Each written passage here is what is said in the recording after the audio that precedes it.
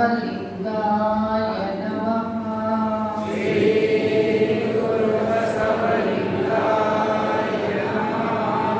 ಬಸವಂ ಪ್ರಣವಾಕಾರಂ ಬಸವಂ ಪ್ರಣವಾಕಾರಂ ಬಸವಂ ಶರಣಾಗತ ರಕ್ಷಕ ವರಲೋಲಂ ಬಸವಂ ಶರಣಾಗತ ರಕ್ಷಕವರಲೋಲಂ ಬಸವಂ ಜನ್ಮಕುಟಾರಂ ಬಸವಂ ಜನ್ಮಕುಟಾರಂ ಬಸವಂ ನಮಾಮಿ ಶ್ರೀ ಗುರು ಬಸವೇಶಂ.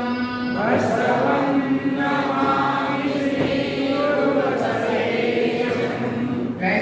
ಪ್ರಣವಾರೂಢನೋ ಪ್ರಣವಾರೂಢನೋ ಪ್ರಣವಸ್ವರೂಪನೋ ಪ್ರಣವಸ್ವರೂಪನೋ ಪ್ರಣವ ಪ್ರಕೃತಿ ಸೌಮ್ಯನೋ ಪ್ರಣವ ಪ್ರಕೃತಿ ಸೌಮ್ಯನೋ ಪ್ರಣವ ಷಡಂಗ ಸಮರಸ ಪ್ರಣವ ಶರಂಗ ಸಮರಸ ನಮ್ಮ ಕೂಡಲ ಸಂಗಮ ದೇವರು ನಮ್ಮ ಕೂಡಲ ಸಂಗಮ ದೇವರು ಇವನಾರವ ಇವನಾರವ ಇವನಾರವ ಇವನಾರವ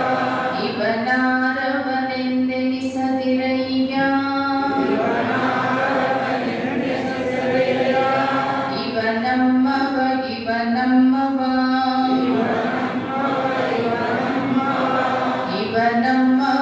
ಇವನಮ್ಮವನೆಂದೆನಿಸಯ್ಯ ಕೂಡಲ ಸಂಗಮ ದೇವ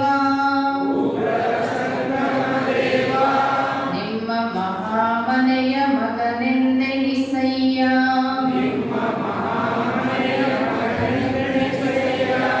ಎನಗೆ ನಿಮ್ಮ ನೆನಹಾದಾಗಲೇ ಉದಯ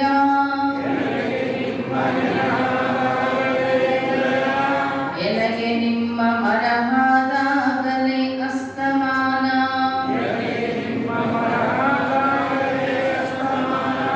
ಎನಗೆ ನಿಮ್ಮ ನೆನಹವೇ ಜೀವನ ಎನಗೆ ನಿಮ್ಮ ನೆನಹವೇ ಪ್ರಾಣ ಕಾಣ ತಂದೆ ಸ್ವಾಮಿ ಎನ್ನ ಹೃದಯದಲ್ಲಿ ನಿಮ್ಮ ಚರಣದುಂಡಿಗೆಯನೊತ್ತಯ್ಯ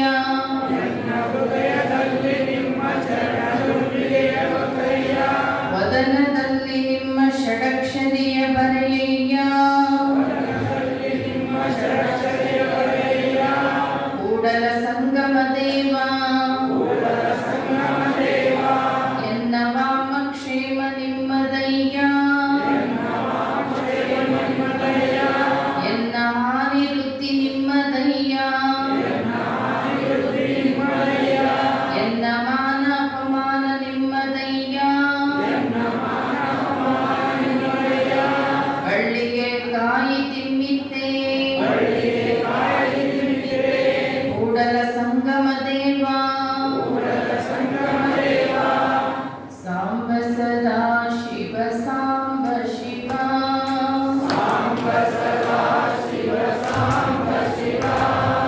ಸಾಂಬ ಸದಾ ಶಿವ ಸಾಂಬ ಶಿವ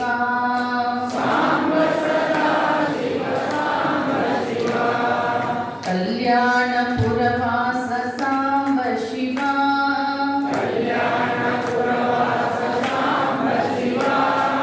ಗುರು ಬಸವಣ್ಣ ಸಾಂಬ ಶಿವ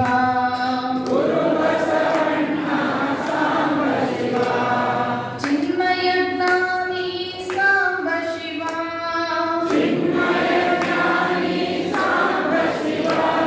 ಶ್ರೀ ಚನ್ನ ಬಸವಣ್ಣ ಸಾಂಬ ಶಿವ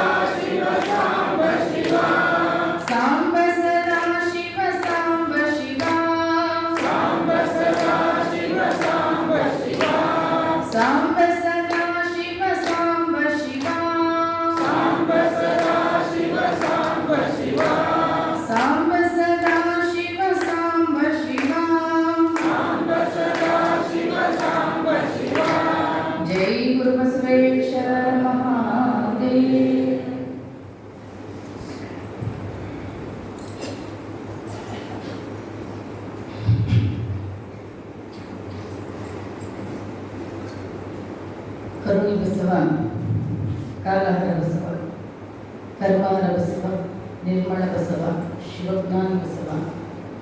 ನಿಮ್ಮ ಧರ್ಮಮಯ ಈ ಭಕ್ತಿಯ ಪಥವು ಕರುಣಿ ಕಪಿಲಸಿದ್ಧ ಮಲ್ಲಿನಾಥಯ್ಯ ನಿಮಗೂ ಎನಗೂ ಬಸವಣ್ಣನ ಧರ್ಮವೇ.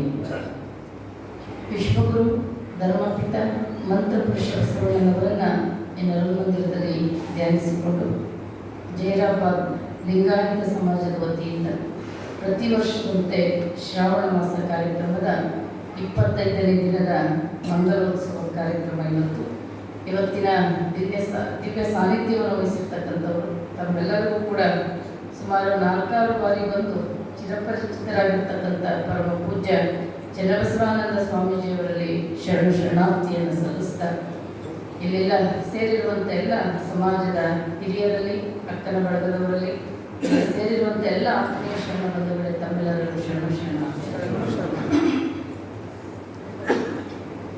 24 ದಿನಗಳ ಕಾಲ ಬಸವಾದಿ ಪ್ರಮುಖರ ಒಂದಿಷ್ಟು ಚಿಂತನೆಯನ್ನು ನೋಡಿದ್ವಿ.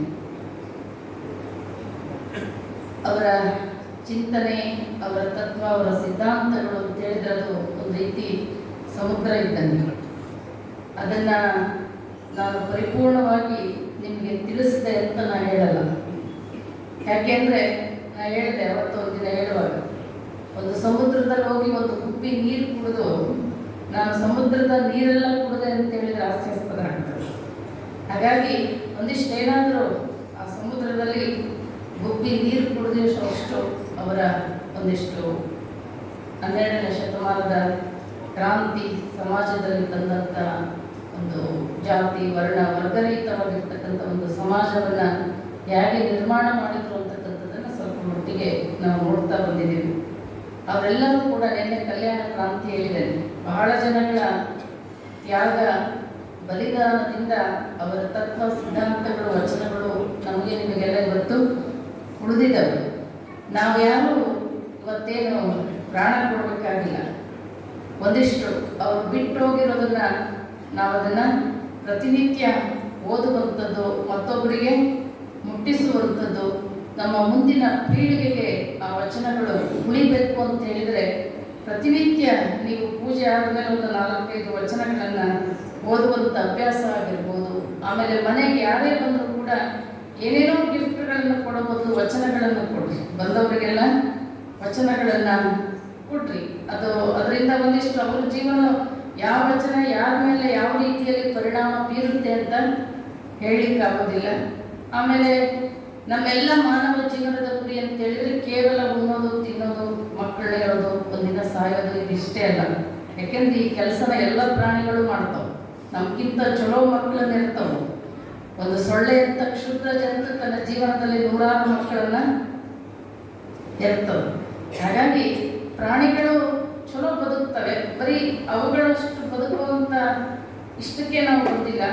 ಮಾನವ ಜನ್ಮ ದೊಡ್ಡದು, ಹಾಳು ಮಾಡಿಕೊಳ್ಳಬೇಡಿ ಹುಚ್ಚಪ್ಪಗಳಿಗ, ಎಂಥ ಮಾನವ ಜನ್ಮ ಏನು ಕೆಡಿಸಿ ಬಿಟ್ಟಿರಪ್ಪ, ಇಂಥ ಮಾನವ ಜನ್ಮ ಸಿಕ್ಕಿದ್ದೇನ್ರಪ್ಪಯ್ಯ ಅಂತಾರೆ. ಮಾನವ ಜನ್ಮ ಅತ್ಯಂತ ಶ್ರೇಷ್ಠ. ಇದು ಎದಕ್ಕೆ ಬಂದದೆ ಅಂತ ಹೇಳ್ತಾರೆ ಅಂದರೆ, ಕೂಡಲ ಸಂಗಮ ದೇವರ ಒಲಿಸ ಬಂದ ಪ್ರಸಾದಕಾಯ. ಶರೀರ ಎದಕ್ಕೆ ಬಂದದಿದು?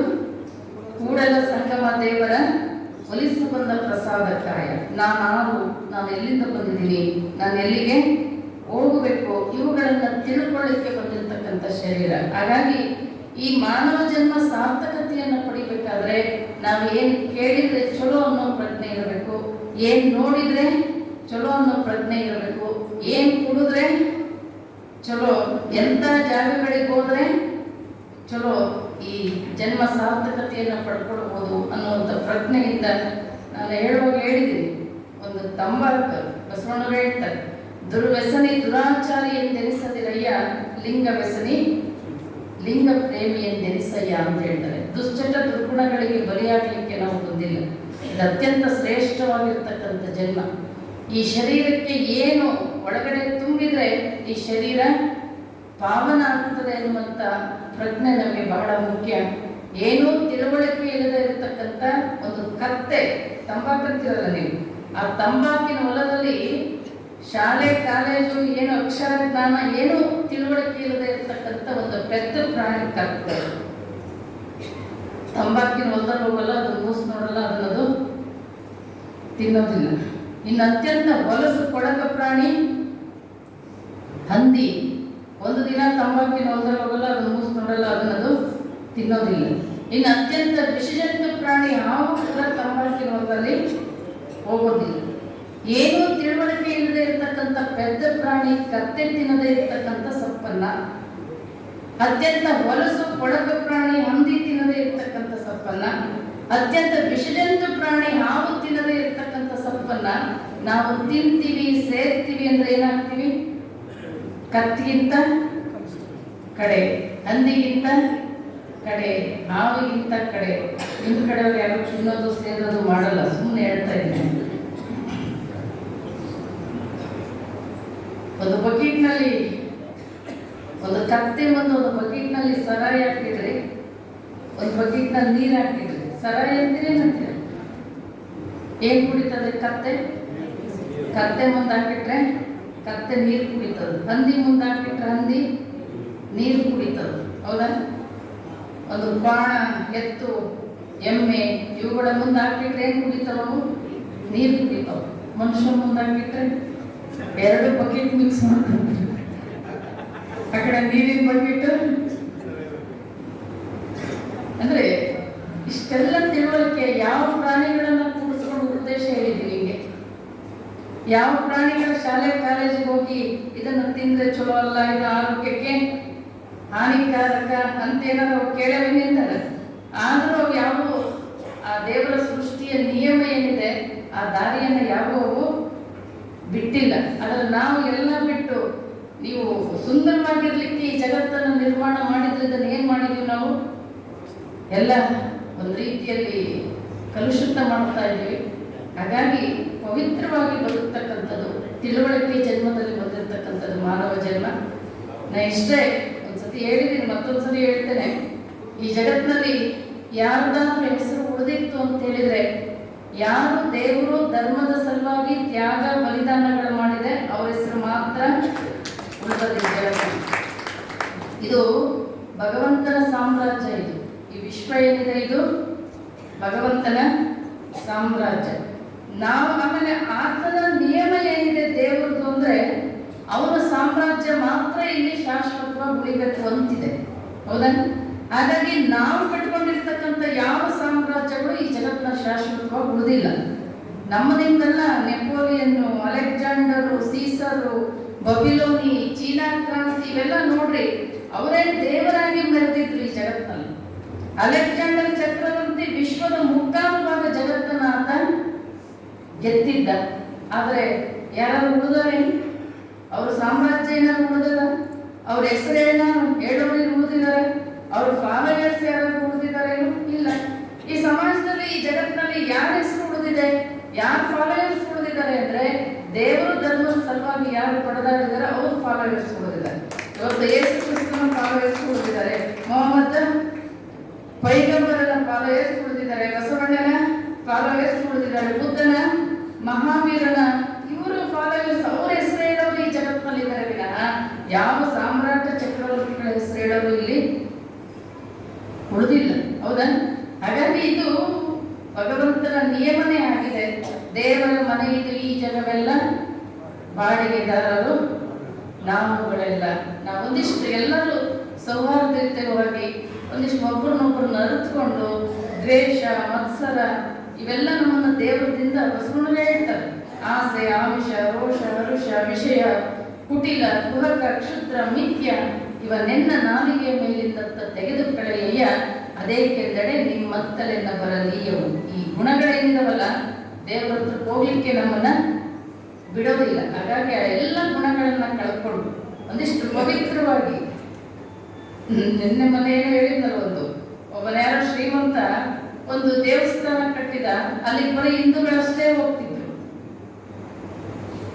ದೇವಸ್ಥಾನಕ್ಕೆ. ಹಿಂದೂಗಳೇ ಅರೆ ಬರೀ ಅವರಷ್ಟೇ ಬರ್ತಾರಲ್ಲ, ತಡಿ ಒಂದ್ ಕಡೆ ಮಸೀದಿ ಕಟ್ಟಣ ಅಂತ ಅವನೇ ಇನ್ನೊಂದು ಮಸೀದಿ ಕಟ್ಟದ, ಅಲ್ಲಿಗೆ ಮುಸಲ್ಮಾನರಷ್ಟೇ ಹೋಗ್ತಿದ್ರು.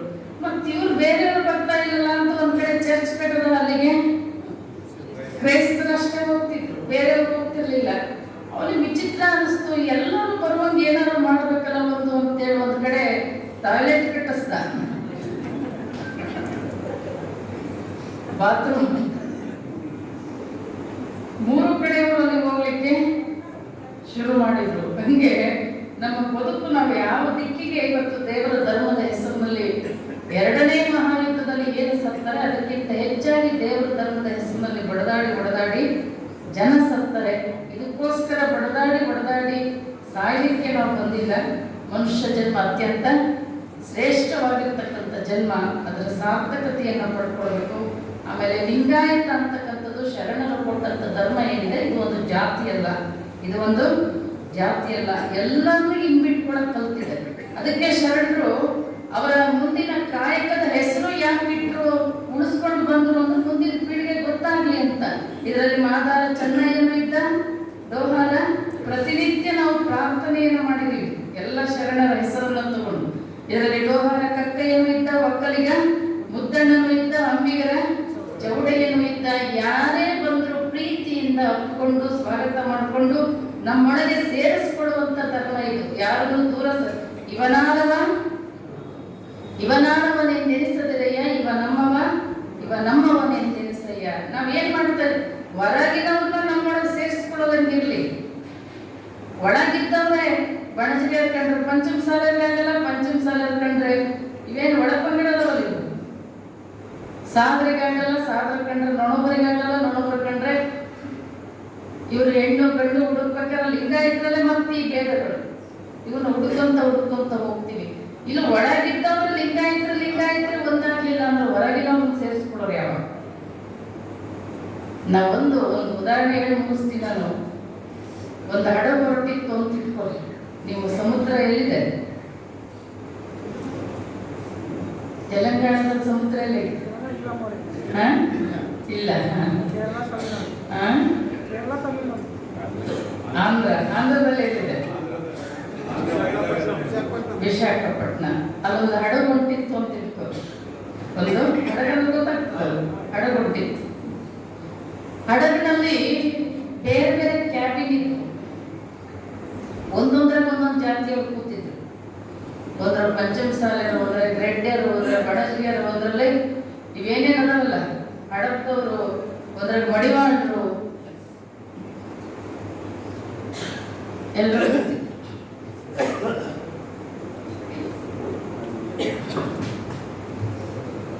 ಈ ಕಡೆ ಲಕ್ಷ ಎಲ್ಲರೂ ಕುಂತ ಹಡಗೊಂಡಿತ್ತು. ಎಲ್ಲರಿಗೂ ಚಲೋ ನಿತ್ಯತ್ತಿತ್ತು. ಒಬ್ಬರು ಕಂಡ್ರೆ ಒಬ್ರಿಗೆ ಆಗ್ತಿರ್ಲಿಲ್ಲ. ಒಬ್ಬನ ರಾತ್ರಿ ಎದ್ದ, ಒಬ್ಬ ಪಂಚಮ ಸಾಲೆಯಲ್ಲಿದ್ದ ಅಂತ ಇಟ್ಕೊಂಡು ಅವ ಏನ್ ಮಾಡ್ದ, ಏನಾದ್ರು ಮಾಡಿ ಪಣಜಿಗರು ಮುಗಿಸ್ಬೇಕು ಅನ್ಸುತ್ತೆ. ಅವ್ರು ಮಲಗಿರೋ ಕ್ಯಾಬಿನಿಗೆ ತೂತಾಕ್ದ. ಇನ್ನೊಬ್ಬನ ಎದ್ದ, ಮತ್ತೊಬ್ಬನ ಮಲಗಿರೋ ಕ್ಯಾಬಿನಿಗೆ ತೂತಾಕ್ದ. ಇನ್ನೊಂದು ಜಾತಿಯವನಿದ್ದ, ಮತ್ತೊಬ್ಬರು ಮಲಗಿರೋ ಕ್ಯಾಬಿನಿಗೆ ತೂತಾಕ್ದ. ಎಲ್ಲರೂ ಕುತ್ಕೊಂಡಿರೋ ಒಂದೇ ಹಡಗಲ್ಲಿ, ಎಲ್ಲರೂ ಕುತ್ಕೊಂಡಿರೋದು ಒಂದೇ ಹಡಗಲ್ಲಿ. ಒಂದು ಕ್ಯಾಬಿನಿಗೆ ತೂತಾಕಿದ್ರು ಇಡೀ ಹಡಗೆ ಮುಳುಗೋಗ್ತು. ಹಾಗಾಗಿ ನಾವೆಲ್ಲರೂ ಸೌಹಾರ್ದತೆಯಿಂದ ಬದುಕಿದ್ರೆ ಮಾತ್ರ ನಮ್ಮ ತತ್ವ, ನಮ್ಮ ಸಿದ್ಧಾಂತ, ನಮ್ಮ ಭವ್ಯ ಪರಂಪರೆ, ನಮ್ಮ ಸಂಸ್ಕೃತಿ, ನಮ್ಮ ಸಂಸ್ಕಾರ ಇವೆಲ್ಲವೂ ಕೂಡ ಉಳಿಯಕ್ಕೆ ಸಾಧ್ಯ. ಈ ರೀತಿ ಕಚ್ಚಾಡಿಕೊಂಡು ಗಲಾಟೆ ಮಾಡಿಕೊಂಡು ಇದು ಮನುಷ್ಯನ ಮಾನವ ಜೀವನದ ಗುರಿನೂ ಅದು ಅಲ್ಲ. ಹಾಗಾಗಿ ಶರಣರು ಎಲ್ಲ ಜಾತಿ ಮತ ಪಂಥದವರು ಸೇರಿ ಲಕ್ಷದ ಮೇಲೆ 96,000 ಗಣಗಳು ಸೇರಿ ಅಲ್ಲಿ ಕೂಡಿ ಬದುಕಿ ನಮಗೇನು ಕಲಿಸ್ಕೊಟ್ರು ಅಂದ್ರೆ ಹೀಗೆ ಬದುಕಬೇಕು, ಎಲ್ಲರೂ ಪ್ರೀತಿಯಿಂದ ಅಂತಕ್ಕಂಥದನ್ನ ಕಲಿಸ್ಕೊಟ್ಟಿದ್ದಾರೆ. ಆ ಒಂದು ಇವುಗಳನ್ನು ನಮ್ಮ ಜೀವನದಲ್ಲಿ ಅಳವಡಿಸ್ಕೊಳ್ಳೋಣ. ಪ್ರತಿಯೊಬ್ಬರು ಕೂಡ ಯಾರು ಲಿಂಗವನ್ನ ಎತ್ತಿಡಲಾರ್ದಂಗೆ, ಜಗಲಿ ಮೇಲೆ ಕೂಟಕ್ಕೆ ಸಿಗಾಕ್ಲಾರ್ದಂಗೆ ಏನ್ ಮಾಡ್ರಿ, ಕೊರಳಿಗೆ ಲಿಂಗ ಕಟ್ಕೊಳ್ರಿ. ದಿನಕ್ಕೆ 2 ಸರಿ ಪೂಜೆ ಮಾಡ್ರಿ. ಆಗದೇ ಇದ್ರೆ ಒಂದ್ಸತಿ ಪೂಜೆ ಮಾಡ್ರಿ. ಆಗದೇ ಇದ್ರೆ ಸೋಮವಾರಕ್ಕೆ ಒಂದ್ಸತಿ ಪೂಜೆ ಮಾಡ್ರಿ. ಅದು ಆಗದೇ ಇದ್ರೆ ಶಿವರಾತ್ರಿಗೆ ಒಂದ್ಸತಿ, ಅದು ಆಗದೇ ಇದ್ರೆ ಎದೆ ಮೇಲೆ ಲಿಂಗನಾರ ಎತ್ತಿಡ್ಲಾರ್ದಂಗೆ ಕಟ್ಕೊಳ್ಳಿ ದಯಮಾಡಿ.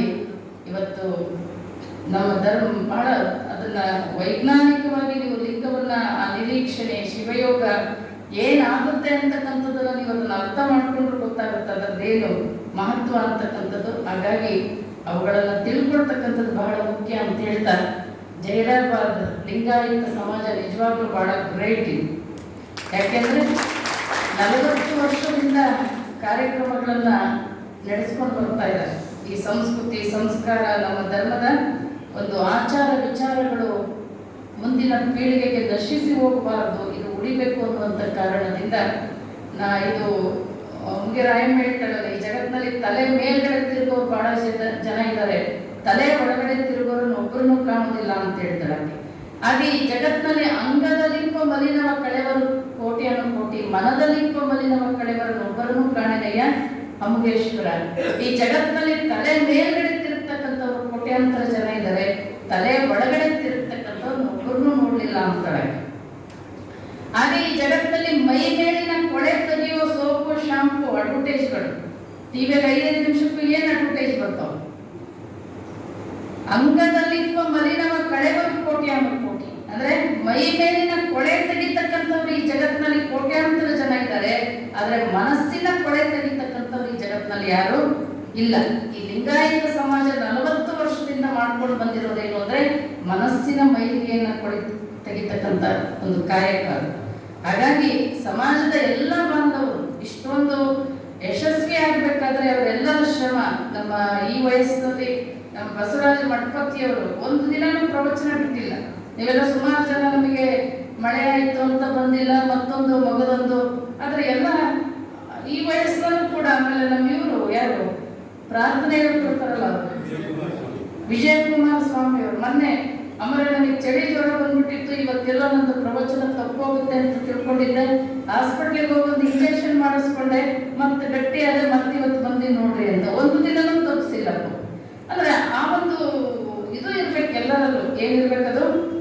ಉತ್ಕಟ ಇಚ್ಛೆ ಇರ್ಬೇಕದು, ಕೇಳಬೇಕು, ತಿಳ್ಕೊಳ್ಬೇಕು. ಯಾವಾಗ ಶ್ರಾವಣ ಮಾಸ ಬರ್ತದೋ, ಯಾವಾಗ ಭಾನುವಾರ ಪ್ರಾರ್ಥನೆ ಬರ್ತದೋ, ಯಾವಾಗ ಬಸವ ಜ್ಯೋತಿ ಕಾರ್ಯಕ್ರಮಗಳು ಬರ್ತದೋ, ಇದನ್ನ ಏನ್ ಮಾಡ್ತಿರಲ್ಲ ಇದೇ ನಿಮ್ ಜೊತೆ ಶಾಶ್ವತವಾಗಿ ಬರ್ತಕ್ಕಂಥದ್ದು.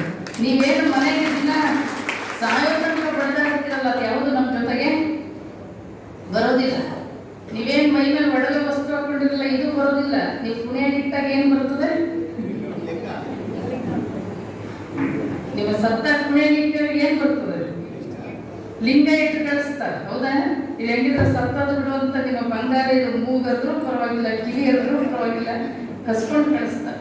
ಯಾವ್ದು ಕಸ್ಕೊಂಡು ಕಳಿಸ್ತಾರೋ ಅದು ನಮಗೆ ಬೇಕು, ನಮ್ಮ ಜೊತೆ ಯಾವ್ದು ಇಟ್ಟು ಕಳಿಸ್ತಾರೋ ಅದು ನಮಗೆ ಬೇಡ ಅಂತ ಒಂದು ಪರಿಸ್ಥಿತಿಯಲ್ಲಿ ನಾವಿದ್ದೀವಿ. ಆದ್ರೆ ನಮಗೆ ಅದರ ಬಗ್ಗೆ ಒಂದು ಅಭಿಮಾನ ಇರಬೇಕು. ಏನಿರಬೇಕು?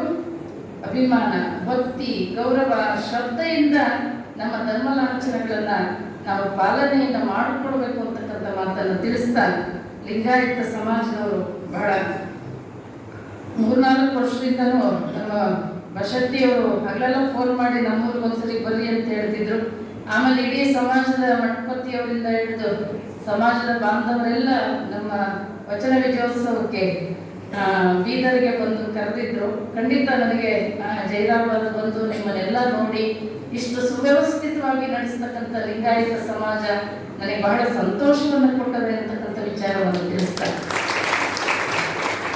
ಈ ಒಂದು ಸಮಾಜದ ಅಧ್ಯಕ್ಷರಾಗಿರ್ತಕ್ಕಂಥ ನಮ್ಮ ರಾಜಶೇಖರ್ ಶೆಟ್ಟರ್ ಅವರಾಗಿರ್ಬೋದು, ಸುಭಾಷ್ ರೇಕುಳಗಿಯವರು, ಶ್ರೀಮತಿ ಮಂಜುಳಾ ಮಠಪತಿ, ನಿರ್ಮಲಾ ಕೌಳಸ್ ಅವರು, ಆಮೇಲೆ ಅಶೋಕ್ ಪಶೆಟ್ಟಿ ಅವರು, ಸುಮಾರು ನೀವು ಪ್ರವಚನ ಇಳಿಸುವಾಗಿಂದಲೂ ಸುಮಾರು ಯಾರೇ ಮಾತಾಜಿಗಳು ಬಂದರೂ ಕೂಡ ಅವ್ರ ಮನೆಯಲ್ಲೇ ಉಳಿದಿದ್ದಾರೆ ಒಂದೊಂದು ತಿಂಗಳು. ಅವ್ರ ಮನೆಯಲ್ಲಿ ಎಲ್ಲರೂ ಅವರ ತಮ್ಮಂದಿರು ಮನೆಯವರ ಹೆಂಡತಿ ಎಲ್ಲರೂ ಕೂಡ ಒಂದೇ ಒಂದು ಮನಸ್ಸಿನಿಂದ, ಒಂದು ಪ್ರೀತಿ ವಿಶ್ವಾಸದಿಂದ, ಭಕ್ತಿಯಿಂದ ಬಂದಂಥವ್ರನ್ನ ತಮ್ಮ ಮನೆ ತಿಂಗಳುಗಟ್ಟಲೆ ಇಟ್ಕೊಂಡು ಒಂದು ಸೇವಾ ಭಾವನೆ ಇದೆ ಅಲ್ಲ, ಅದು ಬಹಳ ಮುಖ್ಯ. ಹಾಗಾಗಿ ಅವ್ರಿಗೆ ಮತ್ತೊಂದ್ಸರಿ ತಾವೆಲ್ಲರೂ ಒಂದು ಚಪ್ಪಾಳೆಯನ್ನ ಹೇಳ್ತಾ, ಹಾಗೆ ಪ್ರತಿನಿತ್ಯ ನಮಗೆ ಪ್ರಸಾದಕ್ಕೆ ಯಾರ ಮನೆಗೆ ಹೋಗ್ಬೇಕು, ಏನ್ ಮಾಡಬೇಕು ಅನ್ನೋದನ್ನ ನಮ್ಮ ಶಿವರಾಜ್ ಶಾಪುರ್ ಅವರು ಬಹಳ ವ್ಯವಸ್ಥಿತವಾಗಿ ಒಂದು ದಿನನೂ ಏನೋ ಸಮಸ್ಯೆ ಆಗದಂಗೆ ನಡೆಸ್ಕೊಂಡು ಬಂದಿದ್ದಾರೆ. ನಮ್ಮ ಚಂದ್ರಶೇಖರ್ ಉಳ್ಳಾಗಡ್ಡಿಯವರಾಗಿರ್ಬೋದು, ಬಹಳ ಕಾಳಜಿಯವರ ದಂಪತಿಗಳಿಗೆ ಇಬ್ಬರಿಗೂ, ಅವರು ಪದ್ಮಜ ಅವರಾಗಿರ್ಬೋದು. ಹಾಗೆ ಇವತ್ತಿನ ದಿನ ಯೋಜನಾ ವಿಭಾಗ ಸದಸ್ಯರು ಪ್ರತಿನಿತ್ಯ ಪ್ರಸಾದಕ್ಕೆ ನೀಡಿದ್ದಾರೆ. ಪ್ರತಿನಿತ್ಯ ಪ್ರಸಾದ ಇವತ್ತು ಅಡುಗೆ ಮಾಡೋರಿದ್ದು ಅದನ್ನು ವ್ಯವಸ್ಥಿತವಾಗಿ ನೀಡೋದು, ಮತ್ತೆ ಮಳೆ ಗಿಳೆ ಬಂದಾಗ ಜಾಸ್ತಿ ಉಳಿದಾಗ ಮತ್ತೆ ಅದನ್ನ ವೇಸ್ಟ್ ಆಗಲಾರ್ದಂಗೆ ಮುಟ್ಟಿಸುವಂತ ಒಂದು ಕೆಲಸ ಆಗಿರ್ಬೋದು, ಅದನ್ನ ಮಾಡ್ಕೊಂಡು ಬಂದಿದ್ದಾರೆ. ಆಮೇಲೆ ಪ್ರತಿನಿತ್ಯ ತಮ್ಮೆಲ್ಲರಿಗೂ ಕೂಡ ಪ್ರಸಾದದ ಒಂದು ಜವಾಬ್ದಾರಿ ಯಾರು ತಗೊಂಡಾರೆ ಅಂದ್ರೆ ನಮ್ಮ ಸಂಗಪ್ಪ ಉಳ್ಳಾಗಡ್ಡಿಯವರು. ಬಹಳ ಅವರಿಗೆ ಕನ್ನಡನೇ ಬರೋದಿಲ್ಲ ಮಾತಾಡ್ಲಿಕ್ಕೆ, ಯಾಕಂದ್ರೆ ಕನ್ನಡ ಕಲಿತ ವಚನಗಳನ್ನು ಓದ್ತಾರೆ. ಮತ್ತು ನನಗೆ ಓದಿ ಹೇಳಿದ್ರು ನೋಡಿ, ಬಹಳ ಒಂದು ವಿಶೇಷ ಅವರ ಒಂದು ಗುಣನೂ ಕೂಡ ಬಹಳ ಪ್ರಾಮಾಣಿಕವಾದ ಒಂದು ಸೇವೆಯನ್ನು ಮಾಡಿದ್ದಾರೆ. ಮತ್ತೆ ಸಮಾಜದವರು ನಡೆಸೋರಿದ್ದು, ದಾಸೋಹ ಕೊಡೋರಿದ್ದು, ಅಡುಗೆ ಮಾಡೋರಿದ್ದು, ನೀಡೋರಿದ್ದು, ಬರೋರಿದ್ದಿದ್ರೆ ತಾವೆಲ್ಲರೂ ಕೂಡ ಪ್ರತಿನಿತ್ಯ ನಿಮ್ಮ ಧಾರಾವಾಹಿಗಳನ್ನು ಬಿಟ್ಟು ಬಂದಿದ್ದೀರಿ. ಹೀಗಾಗಿ ಹೆಣ್ಮಕ್ಳಿಗೆ ಒಂದು ವಿಶೇಷ, ತಾವೆಲ್ಲರೂ ಪ್ರತಿನಿತ್ಯ ಬಂದು ಮಳೆ ಇದ್ರೂ ಕೂಡ ತಪ್ಪಿಸಲಾರ್ದಂಗೆ ಪ್ರವಚನವನ್ನು ಬಂದು ಕೇಳಿದಿರ. ಕೇಳಿರೋದನ್ನ ಇಲ್ಲೇ ಬಿಟ್ಟು ಹೋಗ್ಬೇಡ್ರಿ. ಇವತ್ತು ಸಮಾಜದವ್ರು ಇಡಿಸಿದ್ದಾಗಿರ್ಬೋದು, ನಾ ಹೇಳಿದ್ದಾಗಿರ್ಬೋದು, ಇದು ಕೇವಲ ಕಿಲೋಮೀಟರ್ ಕಲ್ಲು. ಕಿಲೋಮೀಟರ್ ಕಲ್ಲಿಗೆ ಏನಂತೀವಿ ನೀವು? ಕಲ್ಲು,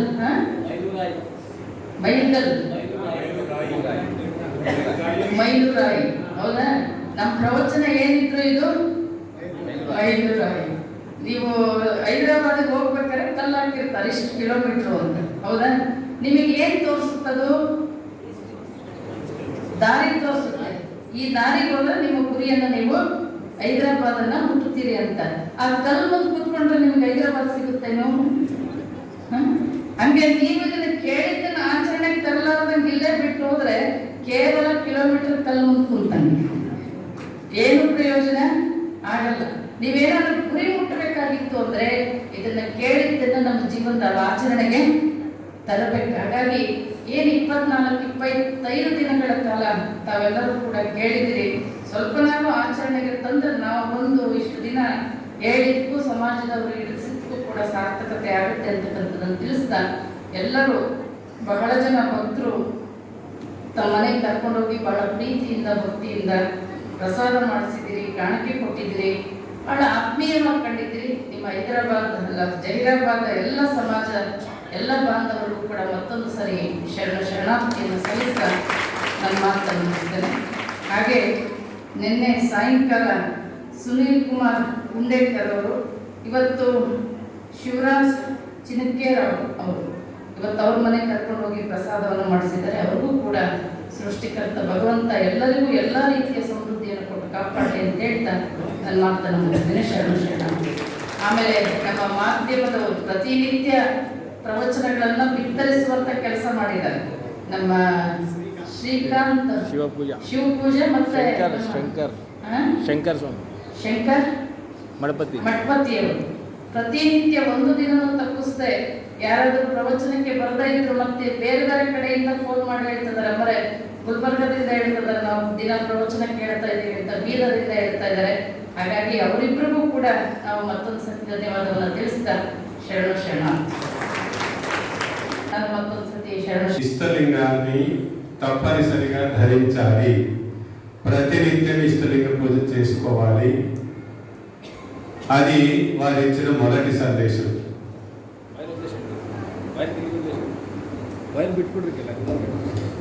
ఆ తర్వాత రెండవది, ఇష్టలింగ ధారణం అయిన తర్వాత మనలో ఉండే అవగుణాలు దుర్గుణాలను మానుకోవాలి. ఇది రెండవ పని. ఈ రెండు పనులు చేస్తే మనం పరమాత్మని అనుగ్రహానికి చేరువవుతాం అని ఈరోజు ఈ ముగింపు సమావేశంలో పరమ పూజ్య మాతాజీ గారు ఈ రెండు విషయాలను ఎంతో నొక్కి చెప్పారు. ఆ రెండు విషయాలు మనం ఆచరణలోనికి తెస్తేనే ఈ శ్రావణ మాసంలో 25 రోజుల ప్రవచన కార్యక్రమానికి సార్థకత అనేది చేకూరుతుంది. ఆ దిశలో మీరు అందరూ ముందుకు సాగుదామని మీ అందరితో ఆశిస్తున్నాను. ఇక మా ఆహ్వానాన్ని మన్నించి నేటి ముగింపు సమావేశానికి ముఖ్య అతిథులుగా వచ్చేసిన పరమ పూజ్య శ్రీ చన్నబసవ స్వామీజీ గారు తమ దివ్య సందేశాన్ని మనందరికీ సంక్షిప్తంగా అందజేయాలని వారితో కోరుతున్నాను.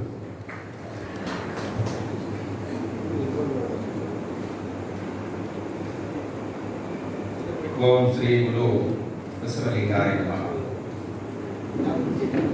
ಕಾಯದೊಳು ಗುರುಲಿಂಗ ಜಂಗಮದ ಆಯತವನರಿಯಂಗೆ ಸುಲಭೋಪಾಯದಿಂದಿರಿಕ್ಕು ಬಾಯ ಸ್ಥಳಕ್ಕೆ ಗುರುವಾಗಿ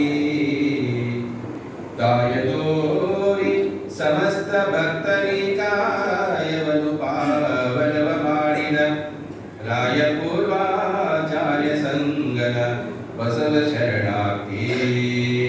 ರಾಯಪೂರ್ವಾಚಾರ್ಯ ಸಂಗನ ಬಸವ ಶರಣಾರ್ಥಿ.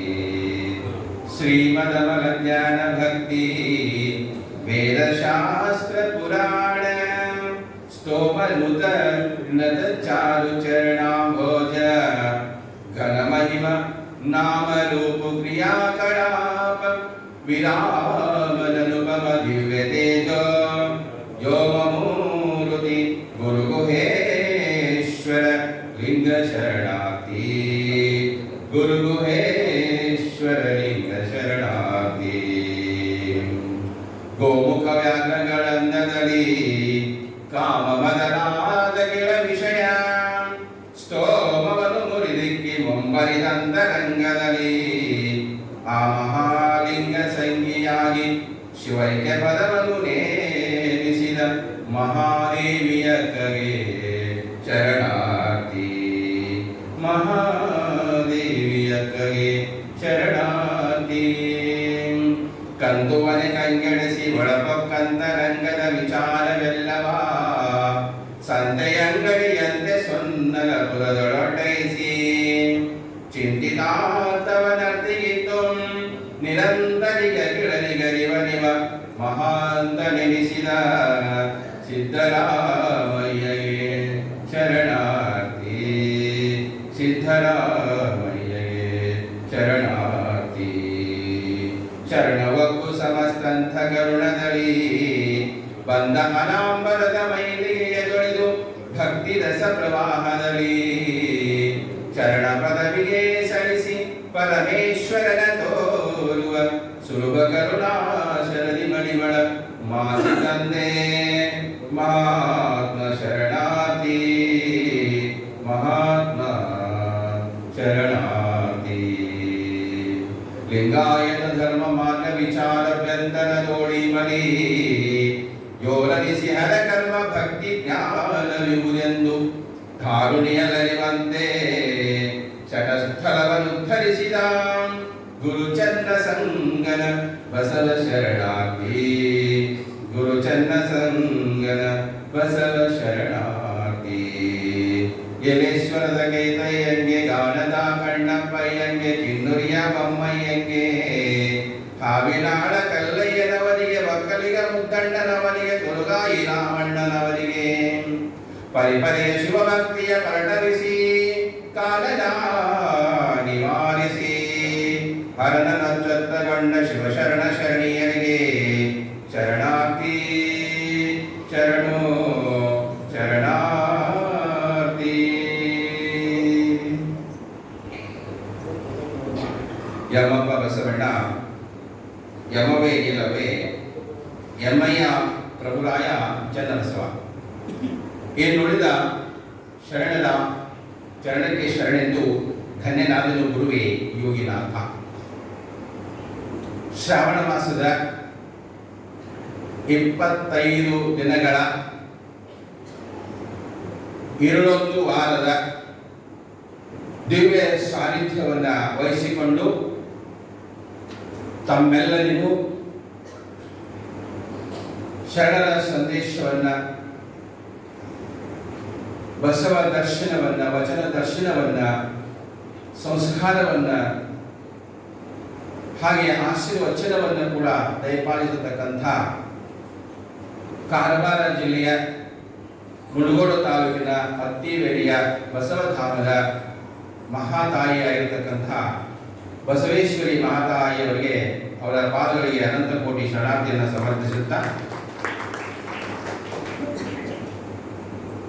ಲಿಂಗಾಯತ ಸಮಾಜದ ಜೈರಾಬಾದಿನ ಲಿಂಗಾಯತ ಸಮಾಜದ ಪರಮ ಪೂಜ್ಯರಾಗಿರುವಂತಹ ಬಸವರಾಜ ಮಠಪತಿ ಅಪ್ಪನವರಿಗೆ ಶರಣಾರ್ಥಿಯನ್ನು ತಿಳಿಸ್ತಾ ಸೋಮಶೇಖರ್ ಅವರಿಗೆ ಶರಣಾರ್ಥಿಯನ್ನು ತಿಳಿಸ್ತಾ, ಹಾಗೆ ಲಿಂಗಾಯತ ಸಮಾಜದ ಅಧ್ಯಕ್ಷರು ರಾಜಶೇಖರ್ ಸರ್ಕಾರ ಅವರಿಗೆ ಶರಣಾರ್ಥಿಯನ್ನು ಹೇಳ್ತಾ, ಲಿಂಗಾಯತ ಸಮಾಜದ ಅಧ್ಯಕ್ಷರಿಗೂ ಉಪಾಧ್ಯಕ್ಷರಿಗೂ ಕಾರ್ಯದರ್ಶಿಗಳಿಗೂ ಖಜಾಂಚಿಗಳಿಗೂ ಸದಸ್ಯರಿಗಳಿಗೂ ಹಾಗೂ ಇಲ್ಲಿ ಪ್ರವಚನವನ್ನು ಕೇಳಲಿಕ್ಕೆ ಆಗಮಿಸಿರುವಂತಹ ಎಲ್ಲ ಶರಣೆಯರಿಗೂ ಶರಣರಿಗೂ ಹಾಗೂ ಮುದ್ದು ಮಕ್ಕಳಿಗೂ ಮಾಧ್ಯಮದ ಮಿತ್ರರಿಗೂ ಪತ್ರಕರ್ತರಿಗೂ ಎಲ್ಲರಿಗೂ ನನ್ನ ಅನಂತ ಕೋಟಿ ಶರಣಾರ್ಥಿಗಳು. ನಾನೇನು ಪ್ರವಚನ ಮಾಡಕ್ ಬಂದಿಲ್ಲ, ಬಹಳ ದಿನ ಆಯ್ತು ಮಾತಾಡಿ ಹೇಳ್ತಾ ಮುಂದೆ ನೀವು ಬರೀರಿ. ಯಾಕಂದ್ರೆ ನಾನಿಲ್ಲಿ ಬಹಳಷ್ಟು ವರ್ಷ 4-5 ವರ್ಷ ಪ್ರವಚನ ಮಾಡಿದ್ದೀನಿ, ನಮ್ಮ ಪ್ರವಚನ ನೀವು ಕೇಳಿದ್ದೀನಿ. ಆದರೆ ಮಾತಾಜಿ ಅವರು ಎಲ್ಲ ವಿಷಯನೂ ನಿಮಗೆ ಹೇಳಿದ್ದಾರೆ. ಅವರ ಪ್ರವಚನವನ್ನು ಕೇಳಿ ನೀವೆಲ್ಲ ಹೇಗೆ ಆಗಿದ್ದೀರಿ ಅಂತಂದ್ರೆ ಒಂದು ದೃಷ್ಟಾಂತದ ಮುಖಾಂತರ ನಾವು ನೀವು ತಿಳ್ಕೊಳ್ಳೋಣ. ಒಂದ್ಸರಿ ಮಾತಾಜಿಯವರು ತಮ್ಮ ಒಬ್ಬರು ಶಿಷ್ಯರನ್ನು ಕರ್ಕೊಂಡು ಹೀಗೆ ಒಂದು ಊರಿಗೆ ಪ್ರವಚನಕ್ಕೆ ಹೋಗಿದ್ರು. ಯಾವ ಊರದು? ಜೈರಾಬಾದ್. ಯಾವ ಊರಿ? ಜೈರಾಬಾದ್. ಜೈರಾಬಾದ್ ಬಂದಿದ್ರು, ಒಂದು ತಿಂಗಳ ಪ್ರವಚನ ಮಾಡಿದ್ರು. ಮಾಡಿ ಏನ್ ಹೇಳಿರಪ್ಪ ಅಂತಂದ್ರೆ, ನೀವು ಯಾರು ಊರಾಗಿರಬೇಡ್ರಿ, ಊರು ಬಿಟ್ಟು ಹೋಗ್ರಿ ಅಂತ. ಓಕೆರಿ? ಆಮೇಲೆ ಮುಂದಿನೂರಿಗೆ ಹೋದ್ರ.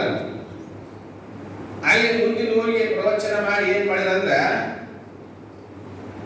ನೀವು ಯಾರು ಊರು ಬಿಡಬೇಡ್ರಿ, ಊರಾಗಿರ್ರಿ ಅಂತ.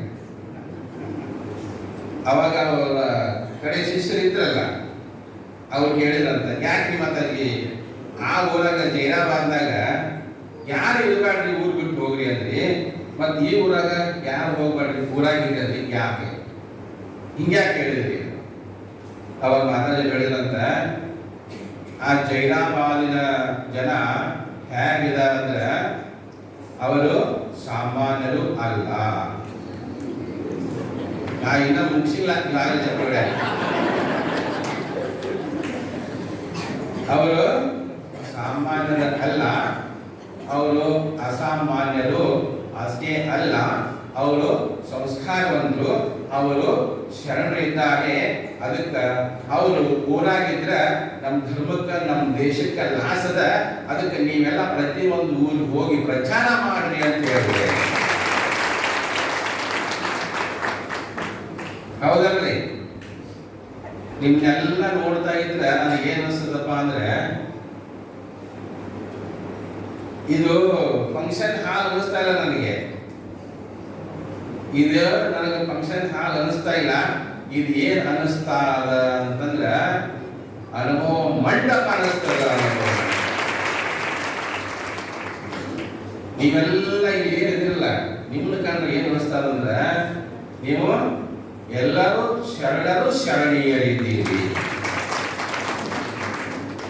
ಅದಕ್ಕೆ ನನಗೆ ಏನ್ ಅನಿಸ್ತಾ ಅದ ಅಂತಂದ್ರೆ, ಮುಂದೆ ಏನಾದ್ರು ನಾವು ಹುಟ್ಟಬೇಕಾದ್ರೆ, ಮುಂದಿನ ಜನ್ಮ ಅಂತಿದ್ರೆ ಮುಂದೆ ಏನ ಹುಟ್ಟಬೇಕಂತಂದ್ರೆ ಜೈರಾಬಾದ್ನಲ್ಲಿ ನನ್ನ ಜನನ ಆಗಬೇಕು. ಅಷ್ಟು ನಿಮ್ಮನ್ನೆಲ್ಲ ಕಂಡು ನೋಡಿ ಎಷ್ಟು ಸಂತೋಷ ಖುಷಿ ಆಗ್ತಾ ಇದೆ ಅಂತಂದ್ರೆ, ಒಂದು ಹಣ್ಣೆ ಹಾಲು ಅಷ್ಟೇ ಅಲ್ಲ, ಅವ್ರ ವಿರುದ್ಧ ಕುಡಿದಷ್ಟು ಸಂತೋಷ ಆಗ್ತದೆ. ಅದಕ್ಕೆ ನೀವೆಲ್ಲ ಜೈರಾಬಾದ್ ಇವತ್ತು ನಿಮ್ಮನ್ನು ನೋಡಿ ನಮ್ಮ ಕರ್ನಾಟಕದವರು ಕಲಿಬೇಕು. ಯಾಕೆ ಕಲಿಬೇಕು? ಈ ಒಂದು ಶಿಸ್ತು, ಈ ಒಂದು ವ್ಯವಸ್ಥೆ, ಈ ಒಂದು ಸಂಸ್ಕಾರ ನಮ್ಮ ಕರ್ನಾಟಕದಲ್ಲಿ ನಾವು ಎಲ್ಲಿ ಕಾಣ್ತಾ ಇಲ್ಲ. ಯಾಕಪ್ಪ ಅಂತಂದ್ರೆ, ಮೊಟ್ಟ ಮೊದಲು ಬಸವಣ್ಣನವರನ್ನ ಈ ದೇಶಕ್ಕೆ ಪರಿಚಯ ಮಾಡಿದ ನೆಲ ಯಾವುದಂದ್ರೆ ಅದುವೇ ತೆಲಂಗಾಣ. ಯಾರಿ ಮೊಟ್ಟ ಮೊದಲು ಬಸವ ಪುರಾಣ ಬರೆದ ಯಾರು? ಕನ್ನಡದಲ್ಲಿ ಯಾರು ಬರೆದಿಲ್ಲ. ಕನ್ನಡದಲ್ಲಿ ಯಾರು ಬರೆದಿಲ್ಲ. ಮೊಟ್ಟ ಮೊದಲ ಬಸವ ಪುರಾಣವು ಅಂತ ರಚನೆ ಮಾಡಿದವರು ಯಾರಾದರೂ ಇದ್ರೆ ಅವರಿಗೆ ಪಾಲುಕೊರಗಿಯ ಸೋಮನಾಥ. ಅವ್ರು ಯಾರು ತಿಳ್ಕೊಂಡ್ರಿ? ಲಿಂಗಾಯತರಲ್ಲವರು, ಕುರುಬರು, ಹಾಲು ಮತದ ಕುರುಬರು. ಯಾರು? ನಮ್ಗೆ ಹೆಮ್ಮೆ ಆಗ್ಬೇಕು ಇವತ್ತು. ಅವರು ಹಾಲು ಮತದಲ್ಲಿ ಹುಟ್ಟಿರ್ತಕ್ಕಂಥ ಕುರುಬ ಜನಾಂಗದವರು ಬಸವ ಪುರಾಣ ಒಂದು ಮೊಟ್ಟ ಮೊದಲು ತೆಲುಗಿನಲ್ಲಿ ಬರೆದರು. ಅದಕ್ಕೆ ಅವರ ಒಂದು ಶಕ್ತಿ ಇವತ್ತ ಈ ನಾಡಿನಲ್ಲಿ, ಈ ಜೈನಾಬಾದಿನಲ್ಲಿ ಇಷ್ಟೊಂದು ಕೆಲಸವನ್ನು ಮಾಡ್ತಾ ಇದೆ. ಅಷ್ಟೇ ಅಲ್ಲ, ಇನ್ನೊಬ್ಬರು ಶರಣರು ಯಾರು? ಬಸವ ಧರ್ಮ ಅಂತ ಮೊಟ್ಟ ಮೊದಲು ಹೇಳಿದವರು ಹೇಮರೆಡ್ಡಿ ಮಲ್ಲಮ್ಮನ ಮೈದನ ವೇಮನ. ಆ ವೇಮನ ಎಷ್ಟು ಚಂದ ಹೇಳ್ತಾನೆ. ವೇಮನ ಶತಕ ಅಂತ ಬರ್ತಾವ. ಎಷ್ಟು ಜನ ಓದಿರೋ ಬಿಟ್ಟರೆ ಗೊತ್ತಿಲ್ಲ. ಕನ್ನಡದಲ್ಲಿ ಇದ್ದಾರೆ, ತೆಲುಗಿನಲ್ಲಿ ಇದ್ದಾರೆ. ಅದಕ್ಕೆ ಅಂತ ಹೇಳ್ತಾರೆ, ಒಂದು ಕಡೆ మతమల కన్న మతములు శ్రేష్టమైన మతము లింగ మతముల లింగము దర్శించిన వాడు సాక్షాత్ పరశివుడు విశ్వದ ಆವಿರಾಮ ವಿನುರುವೇವ.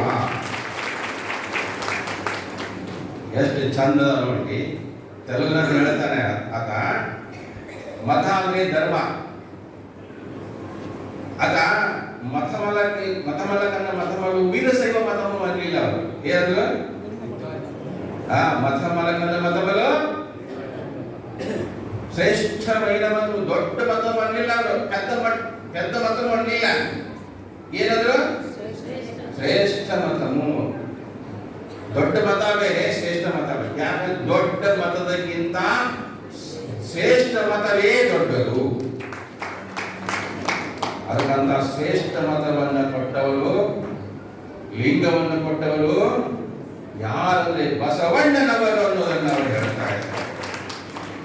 ಅದಕ್ಕೆ ಅಂಥ ಲಿಂಗವನ್ನ ಯಾರು ಅಂಗುದ ಮೇಲೆ ಹಾಕೊಂತಾರೆ ಅವರು ಲಿಂಗಾಯತರು ಅಂದ್ರೆ ಅಲ್ಲ, ಮಾನವರು ಅಂದ್ರೆ ಅಲ್ಲ. ಏನಂದ್ರೆ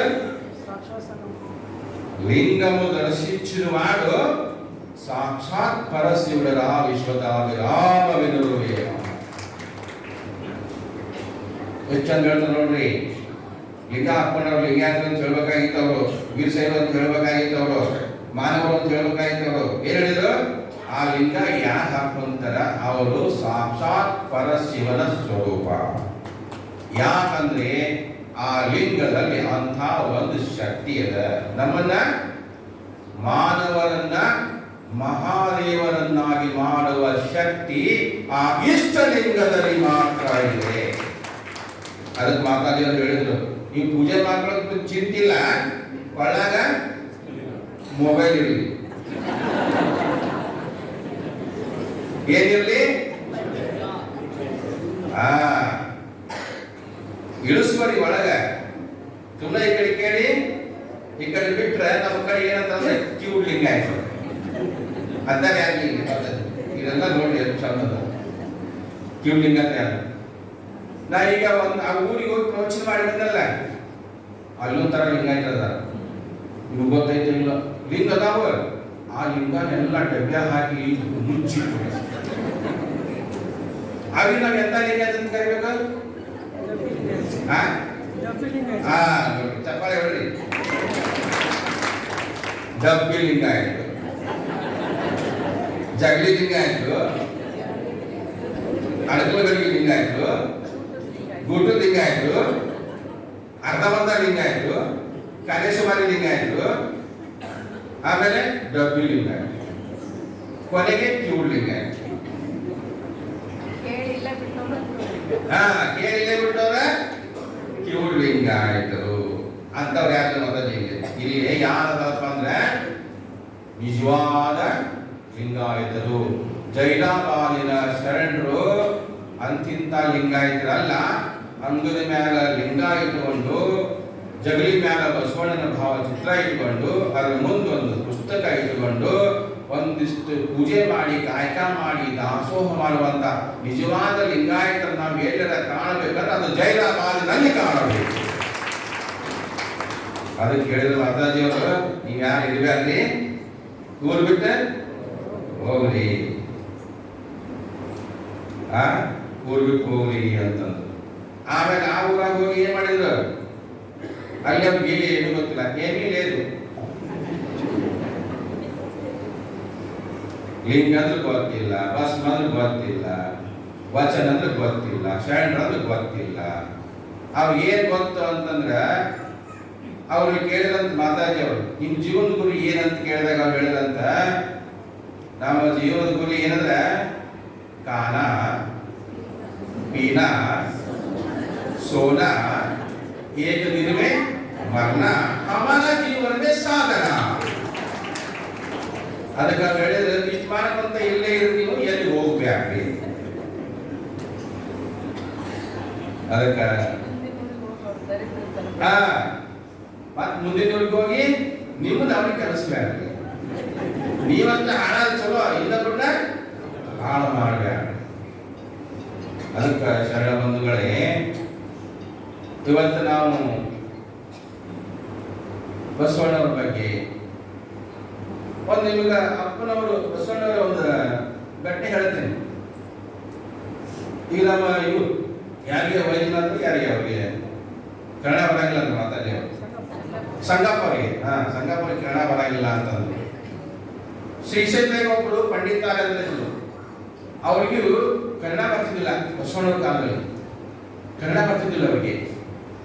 ಕನ್ನಡ ಮಾತಾಡಬೇಕು, ಕನ್ನಡದಲ್ಲಿ ಸಾಹಿತ್ಯ ಬರೀಬೇಕು, ಬಸವಣ್ಣವ್ರನ್ನ ಕಾಣಬೇಕು, ನೋಡಬೇಕು ಅಂತ ಬಹಳ ಇಚ್ಛೆ ಇತ್ತು. ಆದರೆ ಅನಿವಾರ್ಯ ಕಾರಣದಿಂದ ಅವರಿಗೆ ಬರಕ್ಕಾಗಲಿಲ್ಲ. ಅವ್ರು ಬರೋ ಸತಿ ಏನಾಗಿತ್ತಂದ್ರೆ ಕಲ್ಯಾಣದಲ್ಲಿ ಕ್ರಾಂತಿಯಾಗಿ ಬಸವಣ್ಣವರು ಹೋಗಿಬಿಟ್ಟಿದ್ರು. ಅದಕ್ಕೆ ಅವ್ರು ಹೋಗೋಕ್ಕಿಂತ ಮೊದಲು ಏನ್ ಮಾಡಿದ್ರೆ ಒಬ್ಬರು ಜಂಗಮನ ಕೈಯಾಗ ಒಂದು ವಿಭೂತಿಯನ್ನು ಕೊಟ್ಟಿದ್ರಂತ. ಆ ವಿಭೂತಿಯನ್ನ ಹಚ್ಕೊಂಡ್ರೆ ಅವರಿಗೆ ಕನ್ನಡ ಮಾತಾಡಕ್ ಬರ್ತದ, ಕನ್ನಡದಲ್ಲಿ ಸಾಹಿತ್ಯ ಬರೆಯಕ್ ಬರ್ತದ ಅಂತ ಹೇಳಿ ಕೊಟ್ಟಿದ್ದಕ್ಕ ಅವರು ದಿನಾನು ಬಸವ ಬಸವ ಬಸವ ಅಂದೆಲ್ಲ ವಿಭೂತಿ ಹಚ್ಕೊಂಡಿದ್ದಕ್ಕೆ ಅವರಿಗೆ ಕನ್ನಡ ಮಾತಾಡ್ಲಿಕ್ಕೆ ಬರ್ತದೆ. ಕನ್ನಡ ಇದು ನಾ ಹೇಳೋದಲ್ಲ, ಮತ್ತೆ ಬಸವ ಪುರಾಣದಲ್ಲಿ ಇರೋದು. ಇದು ಬರ್ದವ್ರು ಯಾರು? ಬಾಲ್ಕರ್ಗಿಯ ಸೋಮನಾಥರು. ಅದಕ್ಕೆ ನಾವೆಲ್ಲ ವಚನ ಹೇಳ್ತೀವಿ, ಆದ್ರೆ ಅದು ಅರ್ಥ ತಿಳ್ಕೊಳ್ತಾ ಇಲ್ಲ. ಬಸವನ ಮೂರ್ತಿಯೇ ಧ್ಯಾನಕ್ಕೆ ಮೂಲ, ಬಸವನ ಕೀರ್ತಿಯೇ ಜ್ಞಾನಕ್ಕೆ ಮೂಲ. ಬಸವ ಬಸವ ಬಸವ ಎಂಬುದೇ ಭಕ್ತಿ ಕಾಣ ಕಪಿಲ ಸಿದ್ಧ ಮಲ್ಲಿಕಾರ್ಜುನ ಅಂತ ಹೇಳ್ತೇವಲ್ಲ, ಈ ವಚನದ ಅರ್ಥ ನಾವು ಎಷ್ಟು ಜನ ತಿಳ್ಕೊಂಡಿದ್ದೀವಿ? ಎಷ್ಟು ಜನ ತಿಳ್ಕೊಂಡಿದ್ದೀವಿ? ನಾವೇನ್ ಮಾಡಿದ್ರೆ ಬಹಳ ಅಂದ್ರೆ ಬಸವಣ್ಣವರ ಒಂದು ಮೂರ್ತಿ ಅಂತ ತಿಳ್ಕೊಂಡಿವಿ. ಅಲ್ಲಿ ಇಟ್ಟೆ ನೋಡ್ರಿ, ಬಸವಣ್ಣವರ ಕುಂಡ್ರಿಸಿ ಏನ್ ಮಾಡ್ತೀವಿ?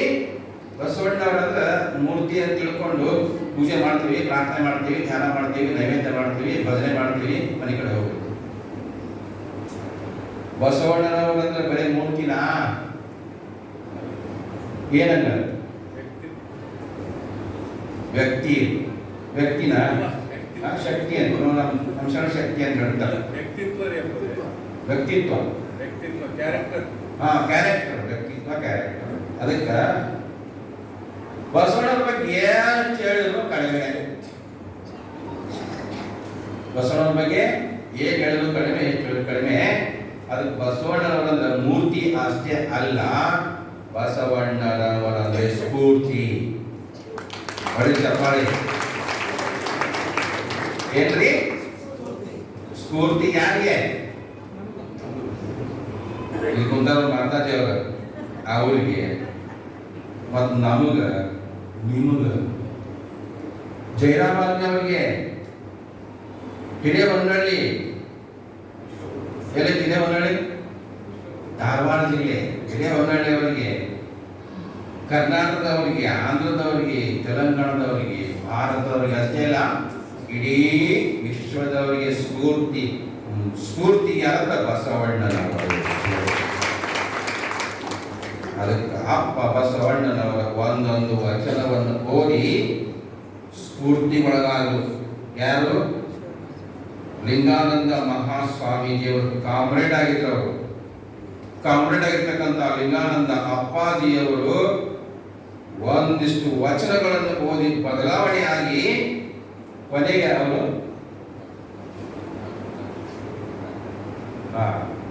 ಕ್ಲೋಸ್ ಮಾಡಿದ್ರು. ಹೇಳ್ಬಂತ ಅದಕ್ಕೆ ಇದು ಹೇಳಿ ಬಿಟ್ಕೊಳ್ತೇನೆ ನಾನು. ಬದಲಾವಣೆ ಆಗಿದವ್ರು ಯಾರು? ಈ ಜೈರಾಬಾದಿಗೆ ಬಂದಿದ್ರಂತ. ಅವ್ರು ಬಂದು ಏನ್ ಹೇಳಿದ್ರಂತ, ನಿಮ್ಮ ಬ್ಯಾಟ್ರಿ ಹೋಗ್ಯಾವ, ಬ್ಯಾಟ್ರಿ ಹಾಕಾಕ್ ಬಂದ್ರೆ ಅಂತ ಹೇಳಿದ್ರು. ಅದಕ್ಕೆ ಈ ಮಾತಾಡಿದ್ರೆ ಯಾಕೆ ಬಂದಾರ?